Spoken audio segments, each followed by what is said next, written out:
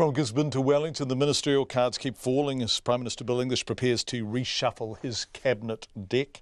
Craig Foss is the second minister in as many days to announce he will quit and not seek re-election next year as Parliament rises for the year. Looking at all of this is our political editor, Jane Patterson.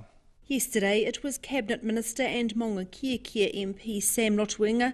Today it was the Minister of Small Business, Statistics and Veterans Affairs and MP for Tukituki Craig Foss. He's a minister outside of Cabinet but was another who could have found himself on the demotion list. Mr Foss says he received no such message from either John Key or the new Prime Minister Bill English. Oh no, not at all. Just, with Prime Minister Key moving on, other resignations, and I found myself thinking about, what's it all mean for me and what do I want to do? What do I feel best about doing? And mine kept drifting to home, so I decided, no, time for me to go. John Key has already gone to Hawaii, but for the politicians who haven't yet fled, Parliament held the last question time for 2016 this afternoon.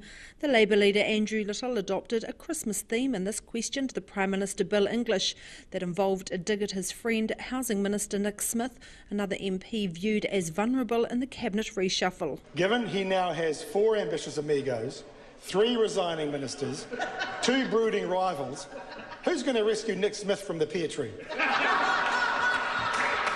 Well, Mr Speaker, the basic difference is this.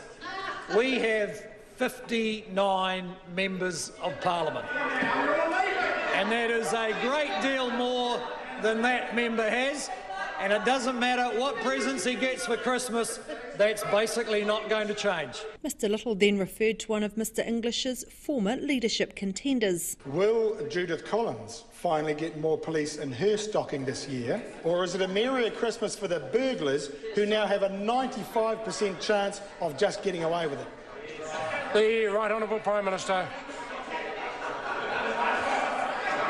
Well, Mr Speaker, I'm sure that the Minister of Police will be getting a lovely Christmas card from the Commissioner of Police. Andrew Little's deputy, Annette King, then singled out Mr English's other thwarted leadership rival, asking Jonathan Coleman about his approach if he keeps the health portfolio. Will he stop being a Grinch and a grouch of Parliament? Will he lighten up instead of lighting up? And will he spread a little bit of joy around for those who've been waiting all year for some services from the health system?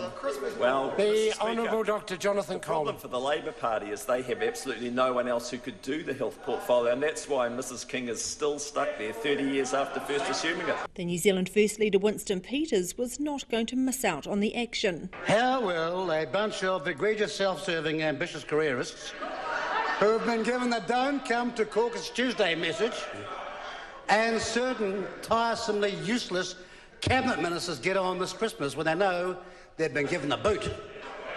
The Right Honourable Prime Minister. Well, Mr Speaker, given it's a season of goodwill and the member has seen many Christmases, I must say he is a very well-dressed, egregious, self-serving careerist. Parliamentary business is not yet finished for the year, however.